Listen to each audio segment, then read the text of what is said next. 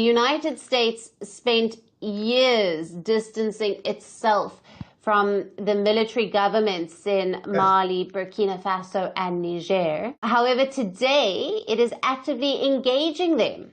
Now, is this Washington acknowledging that its previous Africa policy failed and it cannot isolate the Sahel's military governments anymore? Previously, they had thought that they would isolate them, put sanctions on them, and that did not work. I think on this program, I advise the Americans to start engaging and containing the situation in Sahel. Welcome to This Week in Africa, your weekly live stream. We talk about all the news happening on the continent of the week. As we saw in this opening clip, Trump sends the top U.S. envoy to Sahel, Mali in particular, to engage with all of AES, as well as sending the top U.S. official to Côte d'Ivoire and Nigeria. Lots of implications for this story and many more. But before we get into today's stories, we'd like to start with some introductions. So I'll turn it over to my co-host before I introduce myself. Hi, my name is Gloria Eyo, founder of Diaspora Station. What we basically aim to do is to connect Africa and its diaspora through news, through history, and through culture. And I'm very happy to be back on This Week in Africa with the Joe Hotagwa. All right. And I am Joe Hotagwa, founder and CEO of Authentic African. We help people visit, move, and invest on the continent of Africa. And we do these live streams so you know what's happening on the continent before you do any one of those three things. So today we have a number of stories we will be reviewing. As mentioned, Trump sends an envoy to the Sahel. Has a lot of people scratching their heads. There's also, if we have time, we'll talk about Trump praising TINUBU, president of Nigeria. And then we'll talk about Ibrahim Traore's speech, really echoing the sentiments of Thomas Sankara and others who came before him. We have some stories coming out of Sahel coming out of Senegal, excuse me, with Faye actually now becoming the chairman of ECOWAS, and then some of the other internal things that are happening within the country. And then lastly, if we have time, we will talk about the DRC and Ebola medics actually going on strike, unfortunately. So before we get into those stories, I want to get back to this story that we just watch at the onset here. And to be very clear, this is the opinion of this individual who's being interviewed by First Post. And his opinion is the U.S. engaging with the Sahel more about control than I think business. And that's what you heard him saying as we were just, before we came in and started. And I think it's interesting because the U.S. is framing it as doing business, which of course there are natural resources there in the AES that the U.S. would like to access, as well as geopolitical issues, where knowing that Russia and China has engaged the continent much more strategically over the last 10 years, and Russia in particular in the AES. And it seems as if the U.S. is looking to try to infiltrate. Then also there's the potential for drone bases and other surveillance happening in neighboring countries, Côte d'Ivoire and Nigeria. So we'll get to some of those clips. Before we do, I just want to give a little bit of background. So as stated in that first video, after years of losing influence to Russia in the Sahel, the United States is making its strongest push yet to re-engage the region. The U.S. President Donald Trump has sent his administration, specifically his new Assistant Secretary of State for African Affairs. His name is Frank Garcia, and he sent him on a 3-nation tour to Nigeria, Côte d'Ivoire, and Mali, basically signaling their own shift in their Africa strategy. So that visit comes as the U.S. explores trying to restore intelligence operations in Mali and it's considering new military agreements after losing the drone base in Niger. And so it's prioritizing security, what they're saying trade, and what they're also saying is commercial diplomacy over democracy promotion. So this also follows Russia's renewed engagement with the Alliance of Sahelian States through Foreign Minister Sergei Lavrov. With Russia, China, and other global powers expanding their footprint across Africa, it looks like the United States is betting that a new approach can help it rebuild its influence on the world's most strategically important region. So we have a story from Alison Legrang, who has been reporting on this. So from First Post News, we will hear more from her, and we will have some commentary on the other side. And thank you for joining us. A major reversal is unfolding. After years of losing ground to Russia in the Sahel, the United States is trying to win it back. And this week, Washington has made its boldest move yet. The United States' new Assistant Secretary of State for African Affairs, Frank Garcia, is on his first official visit to Africa. His three-nation tour takes him to Nigeria, Ivory Coast, and Mali. The trip reportedly comes just days after Garcia held what the U.S. State Department described as a productive call with Malian Foreign Minister Abdoulaye Diop. Now, Garcia has already completed the first leg of his tour in Nigeria. So Garcia traveled to the Ivory Coast today, and this visit could have major military implications. Reports say Washington has been discussing the possibility of stationing U.S. air assets there after losing its multi-million-dollar drone base in Niger. Now, such a move would restore America's surveillance capabilities across the Sahel. But the centerpiece of this trip is Mali. Garcia is expected to arrive there on the 16th of July, and his visit sends a clear message. The Trump administration is ready to make a deal with the Sahel's military governments. All right, so obviously the United States has now taken a renewed interest in the AES. They mentioned here in this video at First Post that there's contemplations of a new drone base.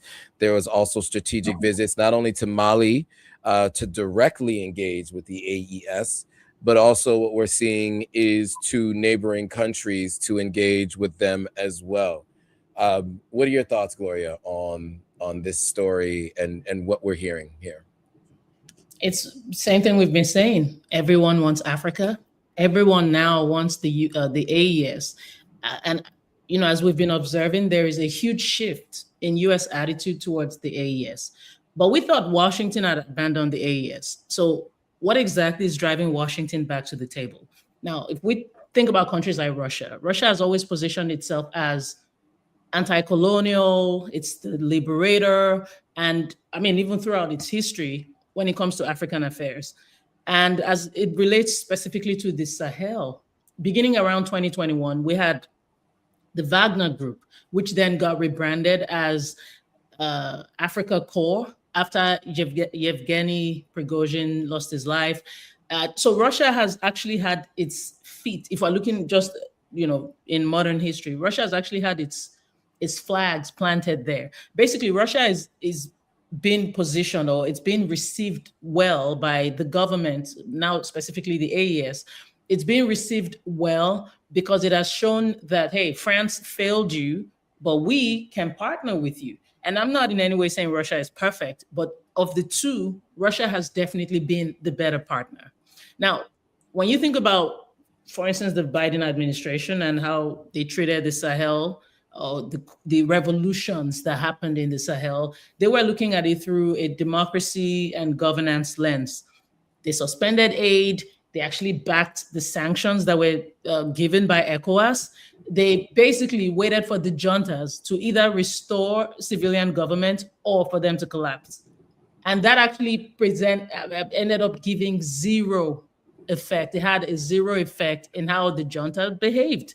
So the junta stood its ground and said, hey, if you people throughout our history have been highly disrespectful, you've been very unfair to us, And so there was this anti-Western sentiment across the Sahel and really throughout Africa, and even people who support Africa's sovereignty, Pan-Africanism, they have been very supportive of the AES's position when it comes to the West. So now suddenly the Trump administration, of course, we remember what happened with Michael Langley just last year, that had all people of African descent and even supporters of people of African descent and Africans, people supporting them globally, because Michael Langley made statements that were perceived as threats to the sovereignty of the Sahel. So people stood up for Ibrahim Traore, people stood up for the AES throughout.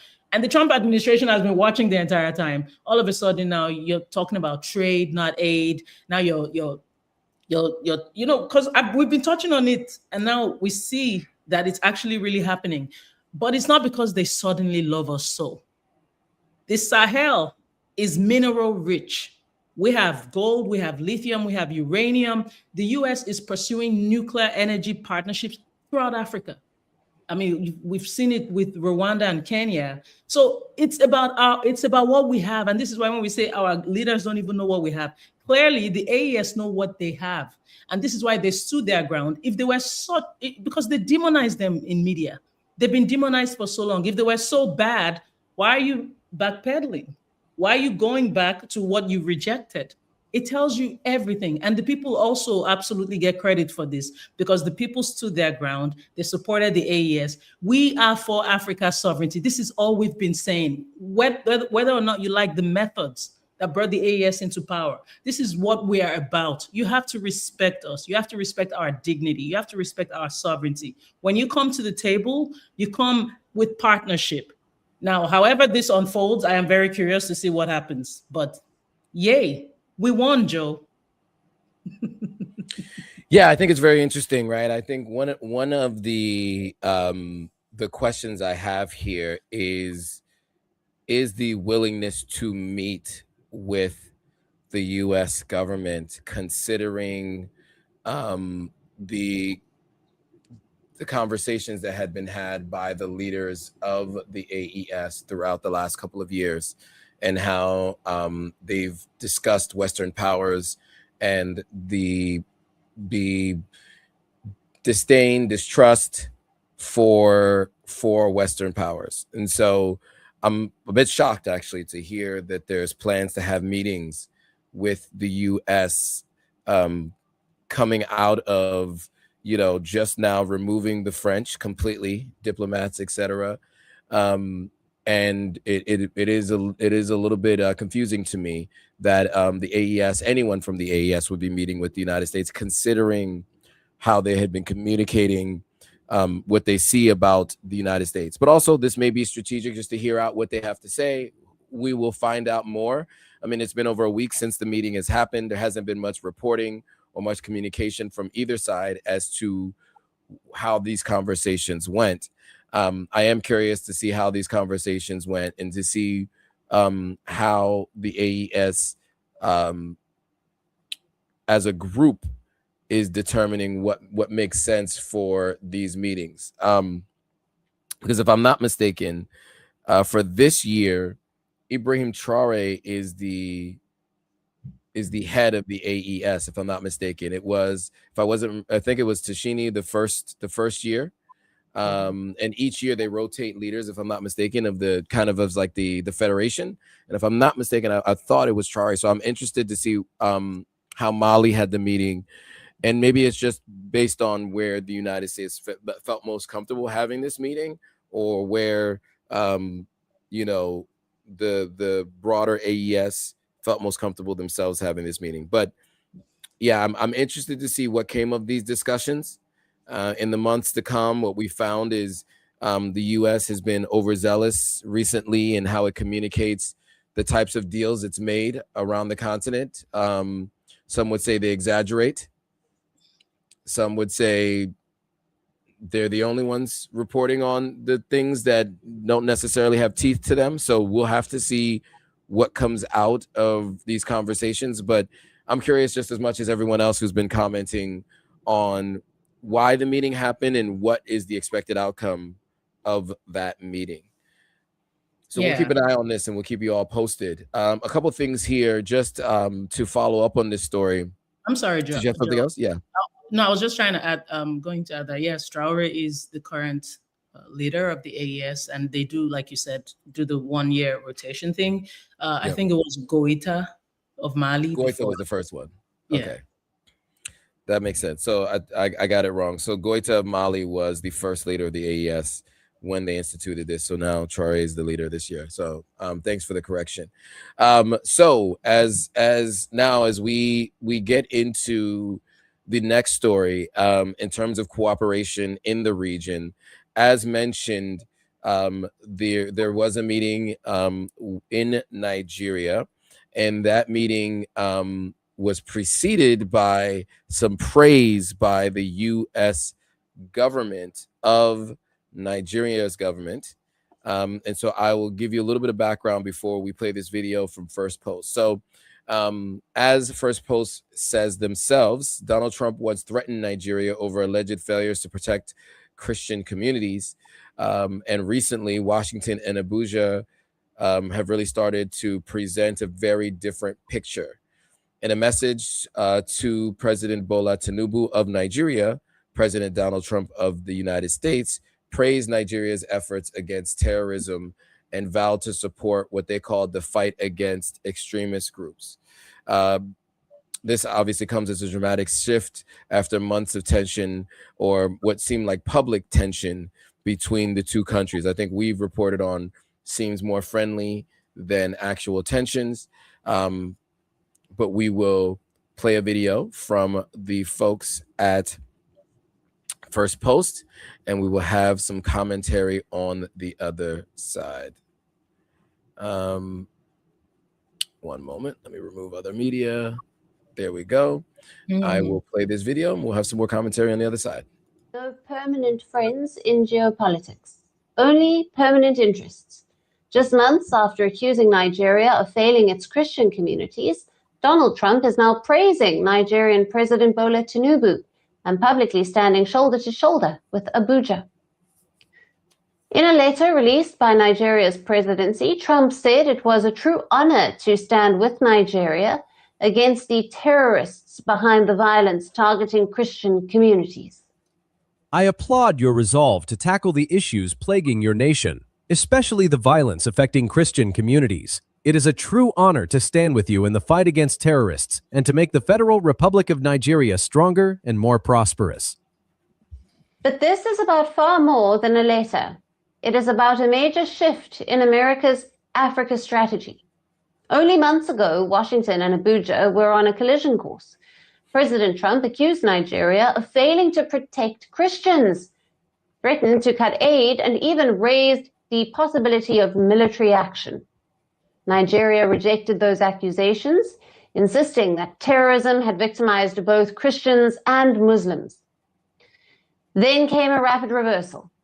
The public disputes faded, and security cooperation began to take center stage. So, Gloria, your thoughts on this change of tune between the Trump administration and Nigeria publicly, at least from what we've seen? Did I not say that we will see a shift in Trump's attitude towards Nigeria? When they started hanging out, when Trump called the the first lady of Nigeria, an exceptional woman, when he started making those rhetorics, I said it here. I said, mark my words, there's going to be a shift. And this is specifically what has happened. So Trump has gone from threatening to send in U.S. military, guns blazing against Nigeria just in November of 2025. So the letter is being disputed, by the way. Now there are people saying the letter was faked by the TINUBU administration, that Trump did not actually write a letter where he was calling it an honor to stand with TINUBU. I mean, just 8 months after saying he was going to send in the military. So either way, I mean, we've seen him basically saying that, the genocide on Christians that he said was happening in Nigeria. We've seen him go back to saying is again like what's going on with the AES. Now you're backpedaling, right? It's the story of Africa. This is what happens in Africa. You, Trump, or the president of America, Trump, designated Nigeria a country of particular concern under the International Religious Freedom Act.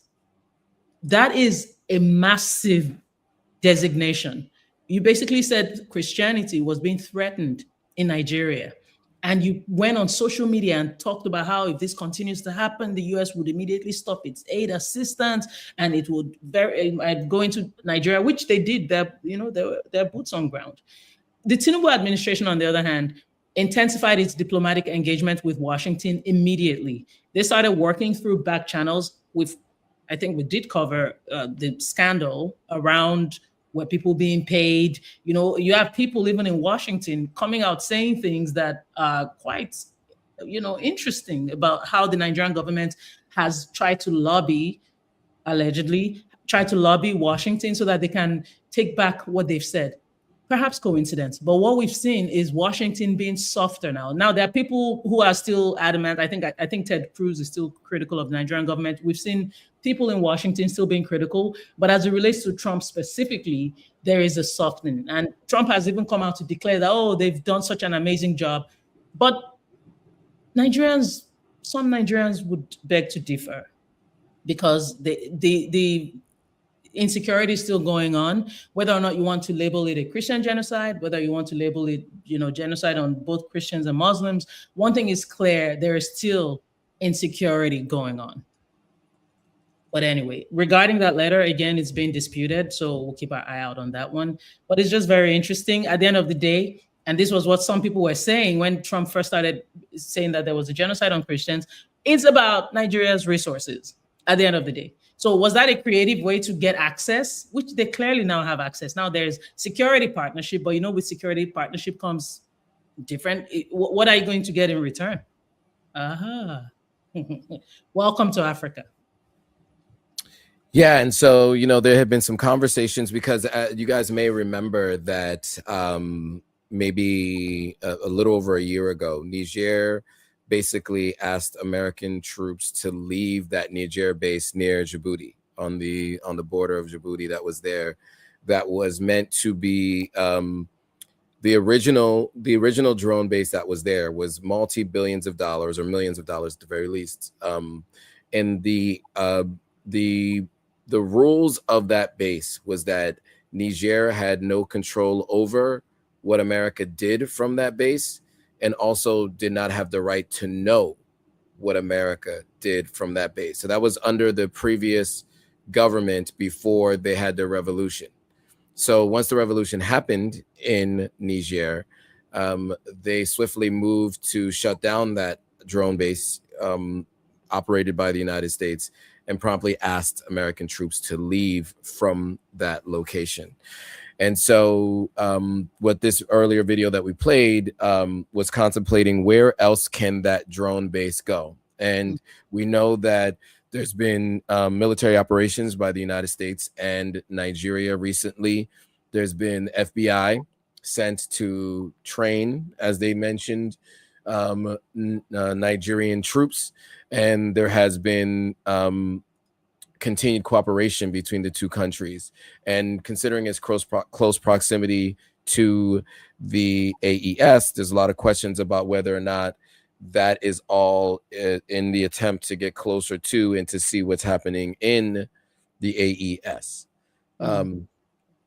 So with that, I do want to get now to Ibrahim Traore's conversation or communications publicly in the recent days, which is interesting to juxtapose that with the potential visit by the United States to Mali and the potential discussions, I should say, around security and what they said was business, and this policy that they're saying is trade over aid, which I think can be seen as, depends on who you ask, right? But I think that there's a lot of questions to be had about either policy and whether it should be one or the other, or who should be executing that. In any case, Moving on to Burkina Faso, where President Ibrahim Traoré is reviving a powerful message of African self-reliance, echoing the legacy of revolutionary leader Thomas Sankara. So in a recent fiery speech, Traoré called on Africans to break economic, political, and psychological dependence on foreign powers. So why is that so interesting? The reason why I'm emphasizing it so much is because, you know, obviously this is what's being stated, obviously, by Burkina Faso, and this is what has been the rhetoric since these three leaders in the AES have taken over. So I think that is why some people are confused by the potential meeting with the US government in Mali. So we'll play this video from First Post, which will have some quotes from the speech, and then we'll have some commentary on the other side.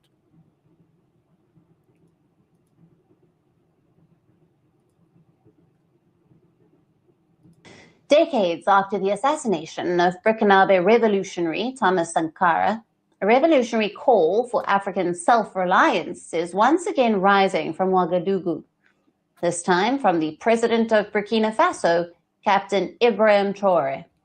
In a fiery address to national forces, Traoré delivered a message far bigger than Burkina Faso.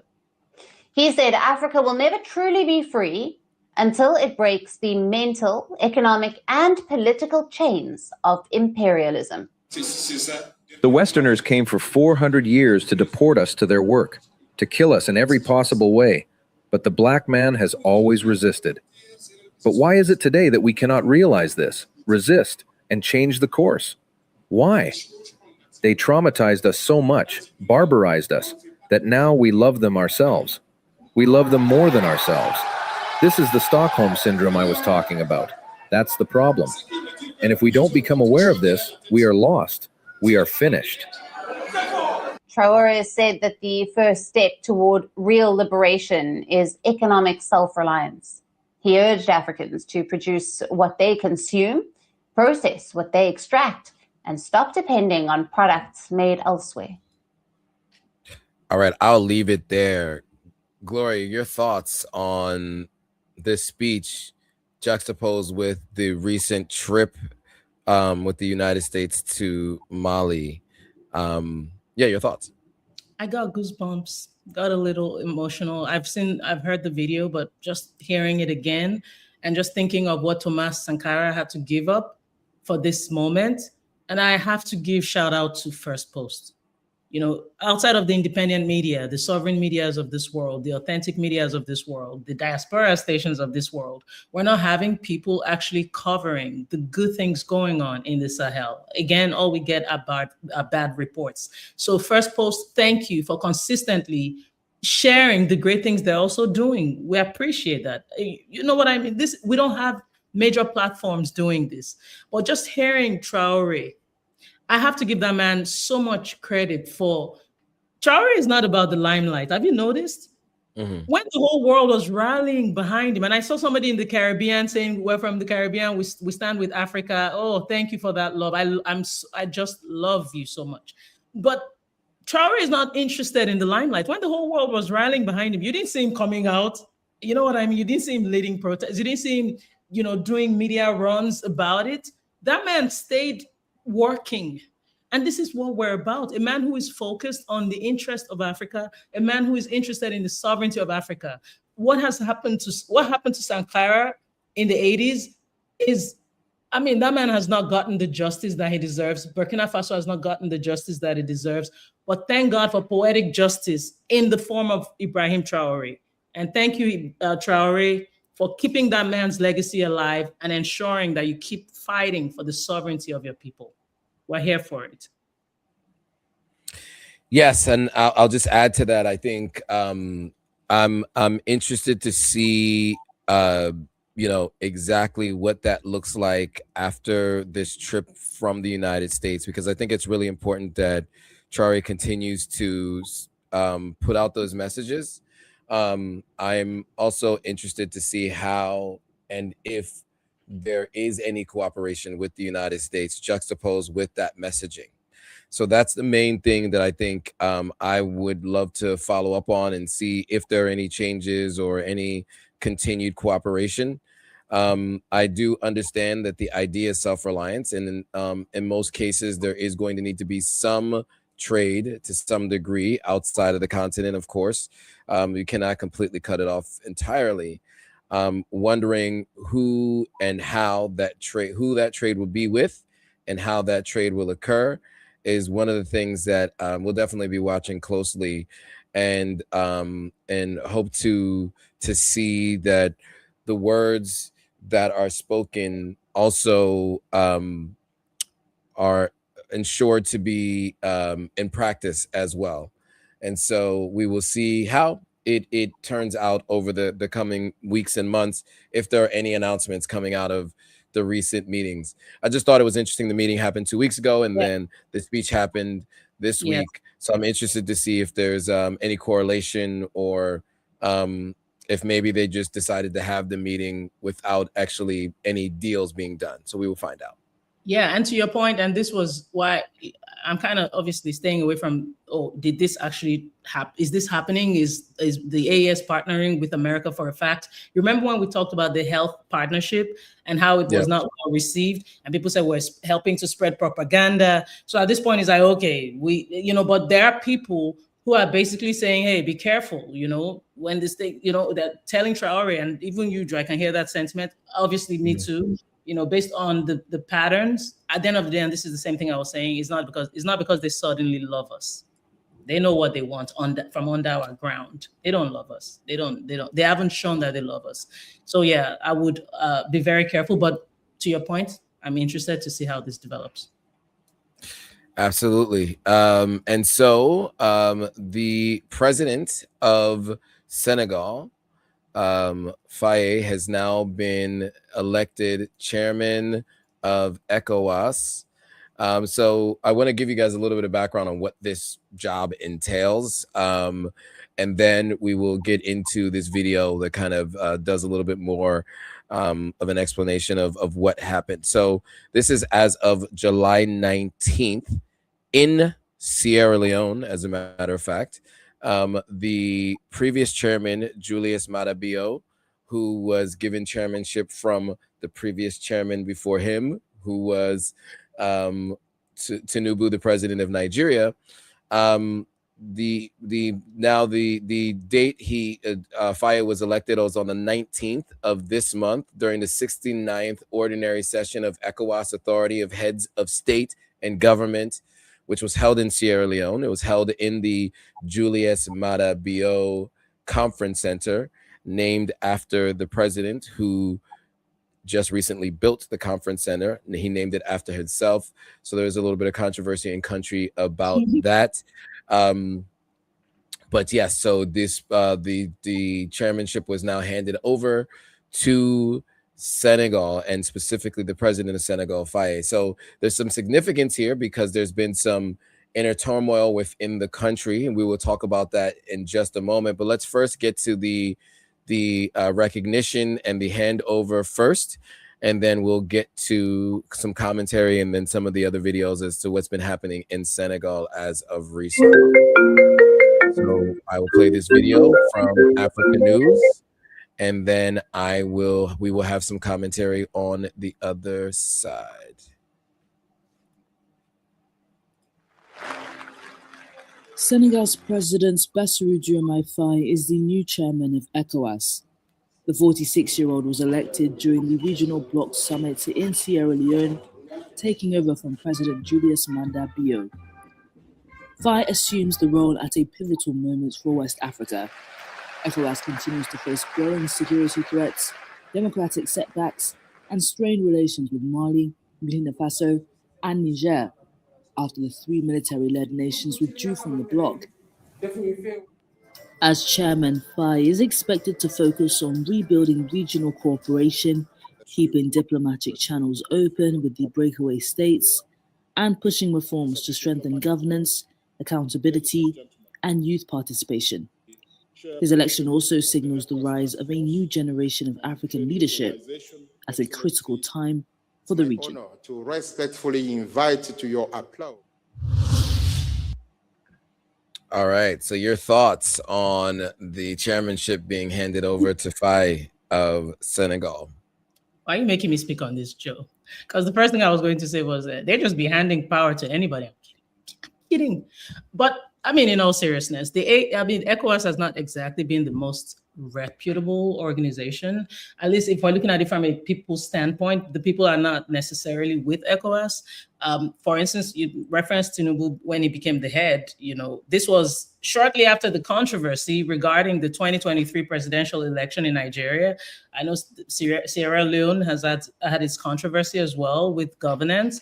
And now there is controversy in Senegal between Faye and Ousmane Sonko, who would have been president had it not been for the corruption that had, you know, all the clamping down on him, the persecution, everything that happened to him, just to keep him from the presidency. That is who the people recognize as president of Senegal. And of course, we know how we've covered this. In case you missed it, watch our previous videos where we talked about the tension between Faye and Sonko and what some have labeled a betrayal of Sonko, because ideally he should have been president. You're there because of this man.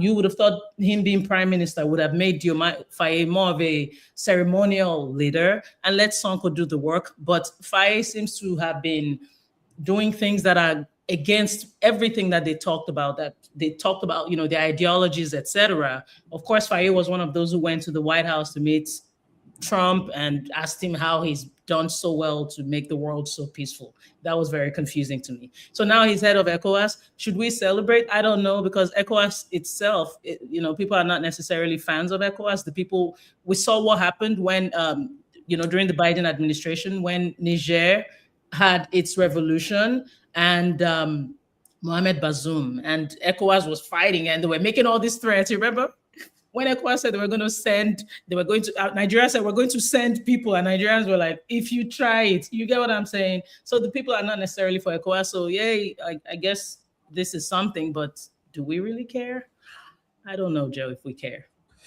Yeah, I mean, and to your point, there's been major controversy in each of the three countries before that country's head of state became the chairman of ECOWAS. And so it seems to have been the common thread between the three who are now in power. There have been large disputes by opposing political parties within those countries to their rise to power.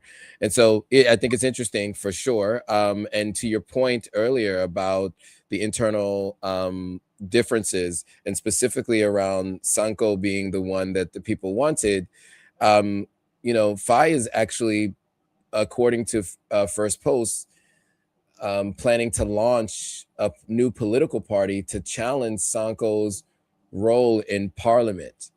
They're experiencing a seismic shift as the historic alliance that propelled its top leadership to power has officially collapsed. You know, President Faye has announced plans to form an independent political party, marking a definitive fracture from his former close ally, Sonko.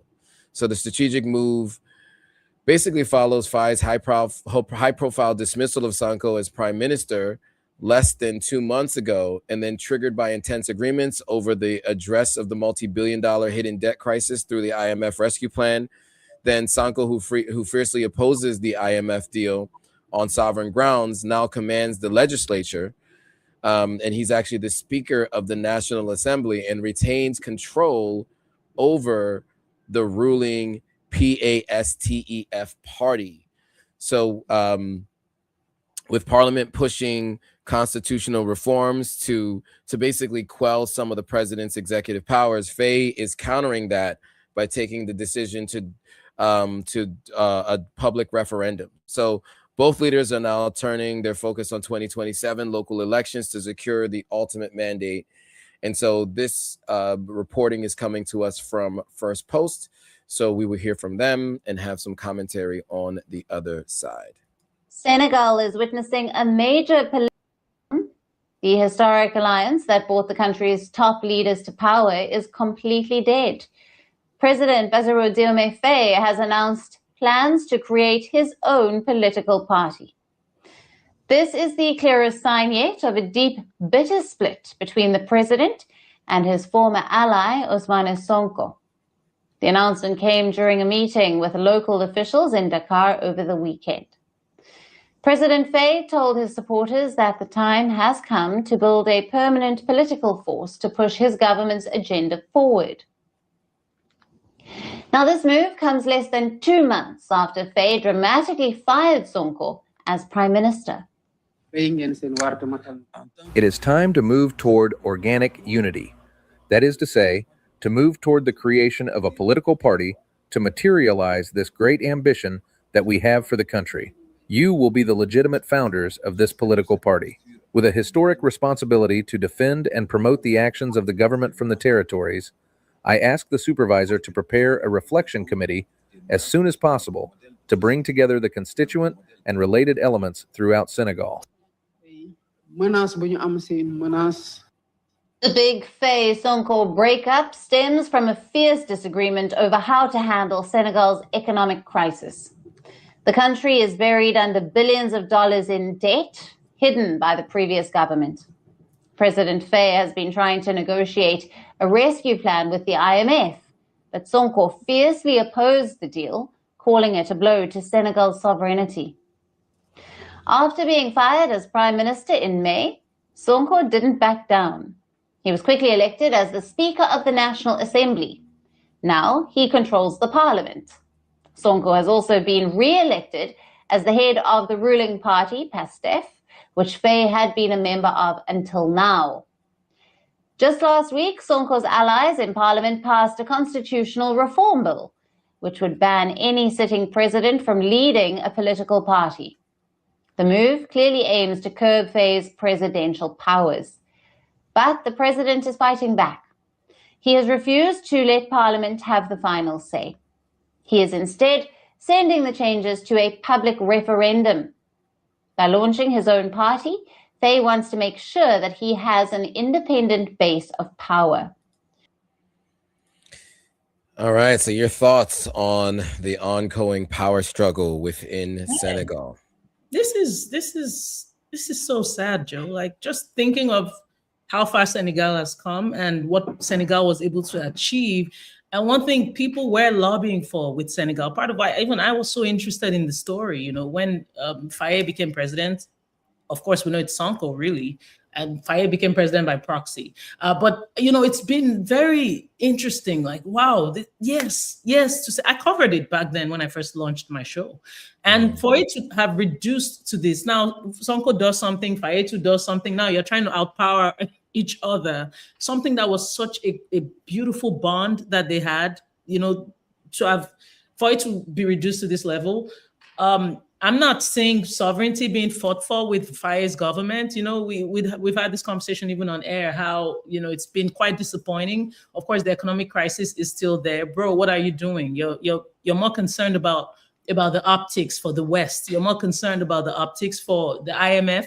You know, you want to, in the words of Sankara, which we just showed not long ago, that Traore was quoting, you have to get to a point where you're producing what you consume and where you consume what you produce. But that's not the rhetoric that I'm hearing from Faye. I am hearing it from Sonko. Sonko is more interested in true sovereignty. You can't keep relying on Western powers for the liberation of your country. And again, back to my point, do our leaders know what we have? Because if Faye truly knew what Senegal had, he wouldn't be on his knees cowering to these people and doing things to please them, including sabotaging a relationship that you had with Ousmane Sonko. I think the 2027 election is going to be really interesting. Because as far as I know, maybe wrong, as far as I know, Sonko is extremely popular. So I think at this point, it's not even, you know, PASTEF was the ruling party, but we see what the moves Faye is making. But I think the 2027 election is going to say a lot, because what really matters at the end of the day is the people's power. As long as there's no corruption, as long as there's no meddling in the affairs, I want to see how the people represent in 2027. It's going to be a very interesting election, even more interesting than the 2023 election. Absolutely. And if I understand it correctly, the 2027 election is a parliamentary election. So I think it's it's like almost like the midterms, if I'm not mistaken. So I think it's to hold like the seats in parliament. if I'm not mistaken. Let me just check. Yeah, they are local elections, so they're being widely treated as a high-stakes proxy battle and battleground to determine who holds the true support of the Senegalese public. So the rivalry between the two will be interesting to see how it plays out in holding seats and then being able to vote on things like reducing the presidential powers, as stated, in terms of being able to say the president is not the head of a party, which then limits their ability to make decisions on behalf of the entire party that's across a number of different parliamentary seats. And so it'll be interesting to see how that plays out in the next however many months until the next election. I don't have the date here until when it's happening. It's early, because the last campaign was early 2024. 29. Thank you for that correction. So the last one was 2024 and the next one, so it's a 5-year term. The next one is 2029. Thank you, Joe. Right, no problem. So yeah, so this will be the local municipal election. So we'll see how both of these two parties, Faye and Sanko, fare out, and what comes of the restrictions to presidential power within the country. Now, in the interest of time, we do have just a few minutes left. I will just share a little bit from the last story we wanted to cover, and that's really on the fact that the DRC has continued to have this battle against Ebola and is what some people are saying is facing a dangerous new obstacle. So First Post reports that frontline doctors, nurses, and epidemiologists, and even grave diggers have gone on strike after months without pay.